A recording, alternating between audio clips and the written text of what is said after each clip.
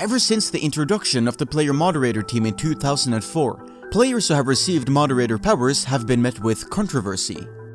There's always that fear that the wrong people will get picked and their powers will be abused, even though people are thoroughly checked in advance.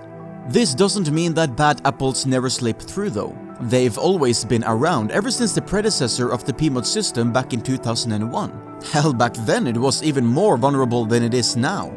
Today we take a look at what's left of the time when a hand-picked moderator almost scammed RuneScape from Andrew Gower himself.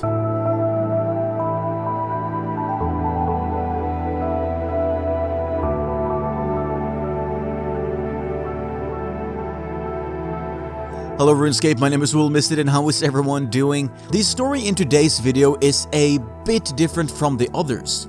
Don't get me wrong, we know for a fact that it did happen. There are plenty of people who were around years ago or are still around today who can confirm bits and pieces of the tale. But of all the tales to tell about RuneScape's deep history, this might be the most hazy one. It's been a few months since RuneScape opened its doors.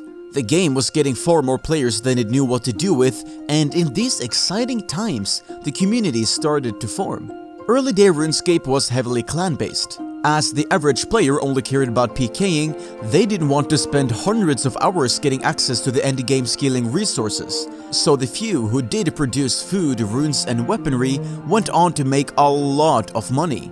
One such player was Bluerose 13X, a co-founder of the fansite Tippet, and the only player with a high enough smithing level to create rune gear when it was released in July of 2001. Though the Champions Guild sold a selection of swords and platelets, Bluerose was the only source of other runic items such as the two-handed sword, shields and helmets, something every serious player sought to obtain from her. Bluerose quickly became one of the most famous players in the game, with hundreds of players trading her runes and ore to smelt and smith on the spot, and her being the only one putting a price tag on rune equipment. She quickly became the richest person in the game, with wealth spanning from 3 to 4 billion GP in 2001, a time when even 100k was considered a great deal. Bluerose also became the first person to achieve 99 magic due to the superheating spell used to smelt ore, and 2 months after also became the first to achieve 99 smithing, being the first to reach 99 in both skills. Because of this immense success, Bluerose inspired a whole host of fraudulent scams centered on imitating her. As players would trade Bluerose lots of valuable items, some villainous players tried to cash in by creating accounts with lookalike names in hopes of scamming not so vigilant players. Now, back in the day, RuneScape had a special place for rule breakers, the Black Hole. Rather than just being banned, they could be teleported to a black void where they were unable to do anything at all, and could be potentially questioned in person if there was any doubt about their misdeeds. And it's from here the only existing screenshot of Rsguide comes from, in the Black Hole with a Bluerose impersonator with Rsguide announcing his moderator status. In the summer of 2001, there existed around 5 volunteer moderators, handpicked by the Gower brothers themselves. These were regular players who had been given special accounts to voluntarily moderate the game, kind of like today's player moderators, but much stronger, with the same powers as a Jagex moderator. One such trusted player was Rab, the first ever RuneScape player, who I've trapped inside the card in the top right corner. You'll have to click it if you want to set him free. Another was Rsguide. The other 3 aren't known for certain, but based on witness accounts from that time, we can assume that they were the alpha tester Lightning, a high-ranked player named Pink Lady, and Bluerose 13X herself. While we know Rab's moderator account was called Moderator, we don't know the moderator accounts of the others with the exception of Rsguide, where we don't know the name of his main account. Funny that. Now, Rsguide was by all means a good moderator. He spent a lot of his time taking care of Bluerose impersonators, and he only used his godlike powers to entertain rather than abuse. He'd show off by telejumping around a small area or changing the gender of players at a time before the makeover mage had even been released. Hardly criminal stuff. Then suddenly, he was gone. Someone who seemed to be a good moderator had now disappeared, never to be seen again. But the community didn't know of the dark background of Rsguide, and how he became a moderator in the first place.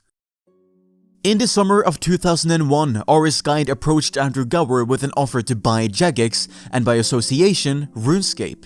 At first glance, it seemed legit enough. Rsguide had named a lawyer that he had hired and presented promising visiting numbers on a website that he ran. All the Gowers needed to do was to sign a contract and they'd be in the money. At this point, while the deal was in progress, Rsguide received his moderator account with administrator privileges. As time passed and the deal started to close in, Rsguide was scheduled to meet Andrew in Cambridge to complete the trade and hand over the rights to RuneScape. Before this, however, Rsguide supposedly asked for money to be sent through Western Union. At that point, Andrew became suspicious. I mean, who wouldn't when someone buying something from you asks for money? And he double-checks the information he had received. While Rsguide had looked alright at first glance, he didn't stand up to scrutiny, and Andrew noticed several inconsistencies. For starters, Rsguide's website didn't have nearly the numbers of visitors he claimed it had.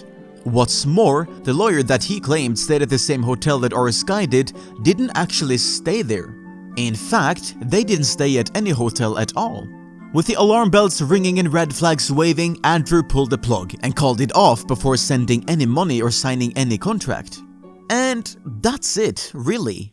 All in all, the story has a happy ending. The Gowers kept control of RuneScape, it evolved into the game we all love, and has kept afloat to this day despite so many others coming and going. But it's also a stark reminder of how experimental and vulnerable RuneScape was in the classic days. It's easy to forget that RuneScape wasn't the result of some AAA company, it was made by some young brothers in their own house. And the internet was a very different place back then. We were all a lot more trusting than we are these days. Jagex may not have fallen for this type of scam, but there are almost surely other companies that did.